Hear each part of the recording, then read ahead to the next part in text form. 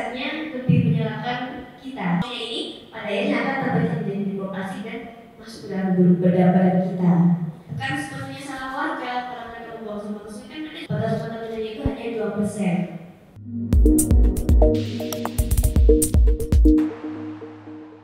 Kira-kira kalau orang yang buang sampah di sungai sampai sekarang tuh masih banyak nggak sih? Dan ujungnya kemana tuh nanti sampahnya? Ya pasti orang yang buang sampah ke sungai sampai sekarang juga masih banyak banget gitu ya. Karena yang mungkin apa yang ada pelarangan, gak ada yang mengawasi gitu kan. Memang dulu kita pernah keluar gitu kan, minta ke pemerintah untuk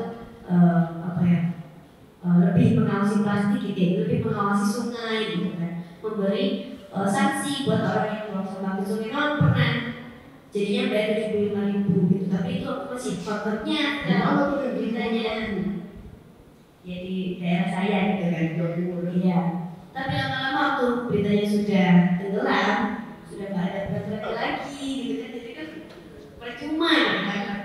Sudah banyak banget terus sebenarnya kayak peraturan nggak boleh membuang sampah ke sungai gitu kan, sudah banyak sebenarnya, tapi tidak pernah diimplementasikan dan tidak pernah disosialisasikan gitu. Jadi warga pun nggak tahu gitu. Sebenarnya pun juga bukan sepenuhnya salah warga kalau mereka membuang sampah ke sungai, kan mereka juga bingung aja ini sampah dibuang di mana gitu kan, karena mungkin kurang fasilitas, nggak ada TPS 3R di desanya. Dulu juga di desa saya nggak ada TPS 3R-nya. Kemudian kita sebagai masyarakat itu harus cerewet, harus protes terus ke pemerintahnya gitu. Harus dibikinkan TPS 3R yang baik dan benar, kemudian dikirimkan ke TPA, jadi nggak kemana-mana sampah, dan harus dipilah.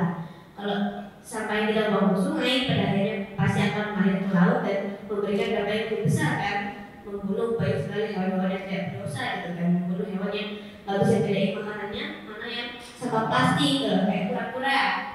Dia sukanya dia makan gitu ya? Iya, dia sukanya ubur-ubur, kresek, kan kayak ubur-ubur kan, yang warnanya putih, warnanya pink, warnanya ya.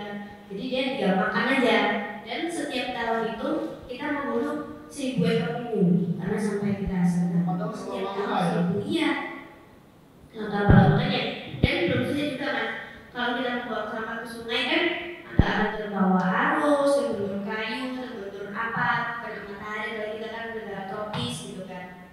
Nah, itu bergesekan dengan sampah-sampah yang lain juga. Itu pada akhirnya nanti sampahnya akan menjadi mikroplastik.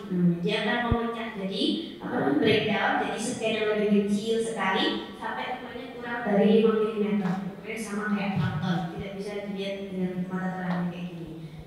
Bahayanya itu kalau sudah sampai di sungai, sudah sampai di lingkungan, pokoknya sudah terlepas dari teman-temannya, itu dia akan seperti magnet, dia akan mengikat kotoran-kotoran yang ada di sekitarnya, seperti logam berat, pestisida, limbah industri, limbah cuci kita, deterjen, itu akan nempel ke mikroplastik semua, jadi magnet gitu, jadi kayak gandeng gitu loh.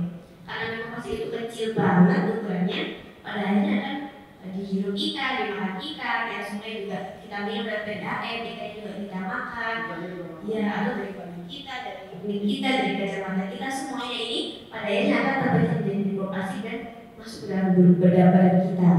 Dampaknya pun itu juga bisa menyebabkan menstruasi dini, menopause dini, kemandulan, kanker ya bisa mengurangi fertilitas, mengurangi kesuburan gitu. Faktanya memang banyak sekali teman-teman kita yang kelas 3 SD dan menstruasi. Kelas 3 SD bu. Wah ini kita banyak yang kita baru tahu nih, baru kita pelajari dari Nina ya, luar biasa. Padahal masih sangat muda umurnya. Nah, kita memang di saat generasi ini kepingin anak-anak muda kayak Nina nih. Siapa sih yang bisa ngajak teman-teman kita yang nonton di sini, anak-anak milenial, generasi milenial kita, supaya ngerti tuh bahwa mikroplastik yang tadi dibilang itu hasil sampah yang kita buang di sungai, ujung-ujungnya tuh jatuhnya ke kita lagi kan, dan mengakibatkan penyakit yang luar biasa seperti tadi tuh. Dan itu pasti berdampak tuh kebanyakan generasi-generasi muda kan, generasi-generasi yang akan menjadi penerus bangsa gitu. Kalau misalnya mereka kayak terus-menerus mengonsumsi mikroplastik ini, nanti pertumbuhan mereka terhambat atau IQ mereka kurang, itu bakalan menurunkan ability mereka buat menjadi penerus bangsa yang bagus. Iya, produktivitas bangsa kita pasti berkurang. Iya. Ini harus menjadi khawatirkan oleh government ya. Ya makanya kita angkat di saatnya beraksi.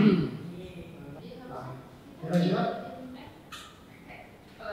Kalau ngikutin kayak negara-negara kayak Singapura gitu, paling kalau buang sampah itu didenda kan, dendanya juga tinggi tuh. Kalau kita ngikutin sih. Ya kita ikutin negara-negara maju ya. Iya, negara-negara maju. Ya, padahal faktanya kalau kita lihat di Jepang ya, pemilihan semuanya sampai 16 sampai 12 banyak itu gitu kan ya. Memang bagus gitu kan yang kita lihat. Tapi faktanya akhirnya sampai mereka dikirim ke Malaysia, dibuang ke Malaysia. Kita juga sebagai negara yang masih berkembang gitu kan, yang belum banyak tahu tentang masalah pengolahan sampah, kita juga dibuangi sama Amerika, sama Eropa, sama Australia, sama Kanada, itu juga dibuangin sampah gitu. Berapa banyak nih? Banyak banget. Banyak banget gitu. Ya. Tapi alhamdulillah sekarang sudah berkurang karena dulu memang sempat viral kan, apalagi tahun 2019 banyak banget kampanye-kampanye yang menggunakan tentang sampah impor gitu kan. Ada Kandili Mulyadi juga, banyak media-media yang mengangkat isu sampah impor juga, termasuk saya juga yang ikut beraksi menolak sampah impor dari banyak sekali negara-negara maju. Yang sudah saya lakukan, saya menulis surat ke Presiden Amerika, kemudian Donald Trump waktu itu, dan juga Joe Biden, kemudian ke Kanselir Jerman, kemudian ke Perdana Menteri Australia, Perdana Menteri Kanada, Belanda juga, dan juga ke Presiden kita Indonesia. Ada yang respon nggak? Ya, dan kalau dari yang Amerika ini, saya bersyukur banget semuanya sudah direspon. Cuman kayak dari Amerika itu, mereka itu kesannya lebih menyalahkan kita Indonesia karena mau menerima sampahnya mereka. Padahal faktanya memang fabrikasi Indonesia itu membeli sampah kertas dari negara-negara maju ini, tapi malah mereka selipkan atau selundupkan secara ilegal sampah plastiknya. Jadi kita buang ke sungai lah, kita bakar lah, atau kita jual ke pabrik daur ulang plastik yang home industry gitu loh. Jadi nggak ada pengolahan sampahnya yang benar. Jadi yang malah merugikan kita kan. Kalau yang Jerman ini mereka berjanji untuk memperketat pengawasan di pelabuhan. Terus kemudian kalau yang Australia itu ini masih belum benar sih ya, masih ya. Mereka janji akan membuat peraturan tidak akan mengirim sampah ke sampahnya mereka ke negara lain. Tapi sampai sekarang belum ada beritanya lagi, nggak ada update lagi. Tapi kalau untuk pemerintah Indonesia itu sudah ada peraturan yang membatasi batas kontaminasi itu hanya 2%. Hanya 2% terjadi kontaminasinya. Jadi sisanya yang lain adalah boleh sampah kertas.